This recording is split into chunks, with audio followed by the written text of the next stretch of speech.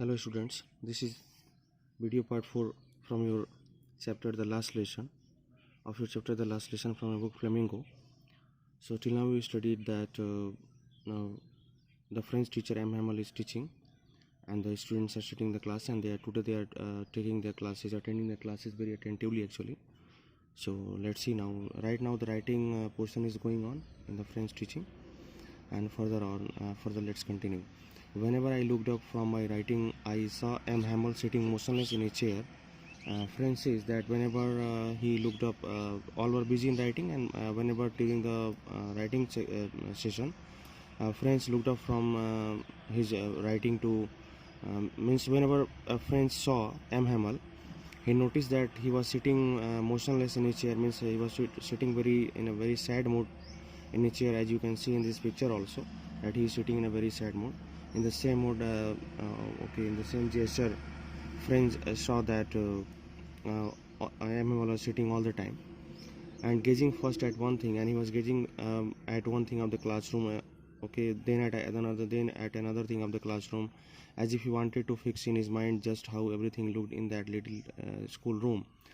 He was looking towards everything available in the classroom with so much attention, as he wanted to fix everything into his mind before leaving this school, which was available in this small school classroom.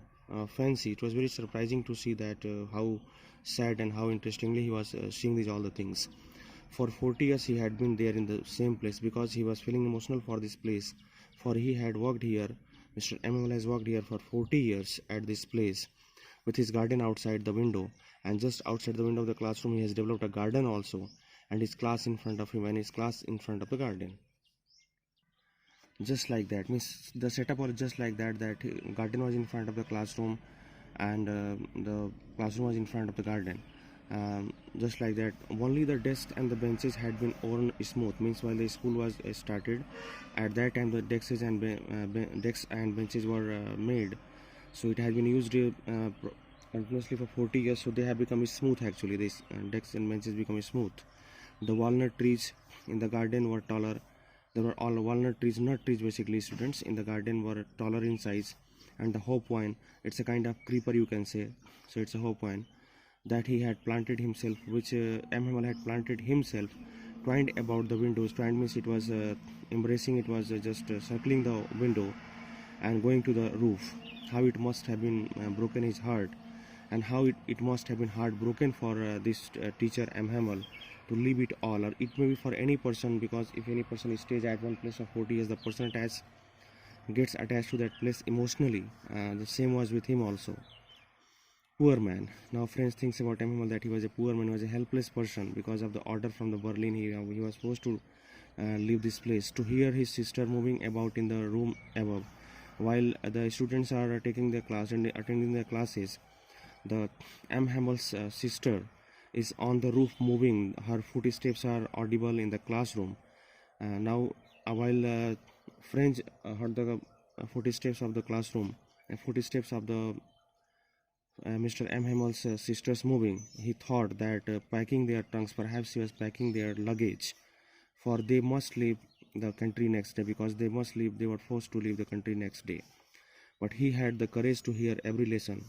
But French says that I had the courage to hear every lesson to the very last. Means today I was too emotional, but I was courageous enough to listen the lesson, whatever it was taught by the teacher, with so much patience. After the writing section was over, we had a lesson in history. Then Emily started teaching history to the students, and then the babies and then the small kids, the small students started pronouncing, reading their ba, be, bi, bo, bu. These are French alphabets, students. French alphabet they started reading. Down there at the back of the room, and at the back of the classroom, the old Hauser he had put on his spectacles. He was wearing his spectacles and holding his primer in both his hands, and he was holding his primer. If you remember, very many village elders were sitting at the back benches on the classroom today.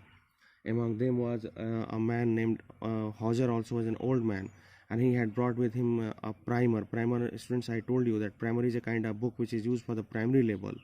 So as the small kids are reading right now in a chorus in a group, ba baby bo boo, that is the French alphabets, and the same alphabets are available in this primer also, which was brought by old Hauser, which he is holding right now into his hands. He spelled the letters with them. He also started spelling the letters like ba baby bo boo with these children. You could see that he too, and you could feel if you had if you would have listened, actually, sorry students, if you would have listened Mr. Hauser pronouncing the letters just like the children along with them, okay, you could feel that he was crying. He was not reading, he was weeping basically. His voice trembled, and because his voice was trembling with emotion, he was very emotional, and it was so funny to hear him that we all wanted to laugh. And while old Hauser was weeping and pronouncing the words, he was crying. Actually, it was so funny tone that all the class wanted to laugh at his reading. It was so funny reading. How well I remember it. Loud and laugh and cry means the crowd wanted to, the other students wanted to laugh also to hear old Hauser reading the letters because it was very funny, and they wanted to cry also. Laugh because it was a very funny style, and cry because he was weeping because it was the last French lesson and he was very emotional, as well as all the French students were very emotional in the classroom, so they wanted to weep also. How well I remember it, the last lesson. Now he said, the friend said that how well he remembered everything which was taught on that day in the classroom by M. Hamel. Why it happened, students, that he learned today everything so nicely? Because he was very attentive, he was extra attentive today. All at once the church clock is struck 12. There was a church nearby the school. All of a sudden the church bell clock is struck 12 midday. Then the Angelus, and thereafter the Angelus of prayer, you can say church prayer is started. That is a midday prayer basically. Angelus is basically, students, a type of prayer, Christian prayer, which is done in a church all the time, but here because it is associated with the 12 o'clock, so it will be called midday. Okay, it was a midday prayer.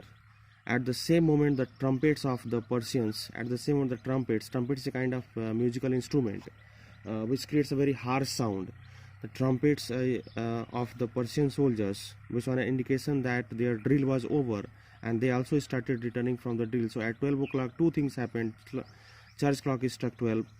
The Persian soldiers' trumpets created noise, and that was indication that it became 12 o'clock, it became midday, and their practice was also over. Sounded under our windows, and all the sounds sounded under our windows means very close. All the things were very close distance to the school, very near. M. Hamel stood up. This was the indication of school also, that is school will also over. So M. Hamel got up, very pale. He was looking very tired in a chair. I never saw him look so tall.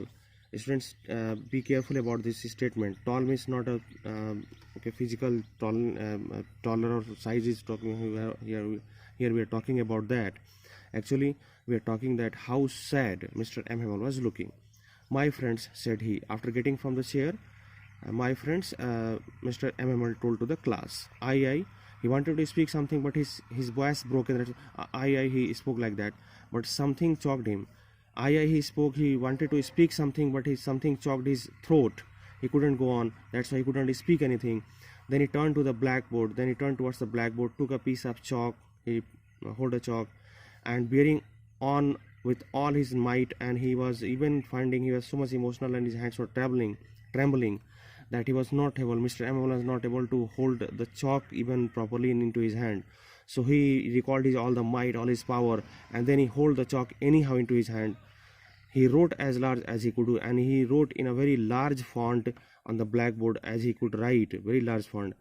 This word was written on the blackboard by M. Hamel students. Vive la France. This is the French statement. It means goodbye France.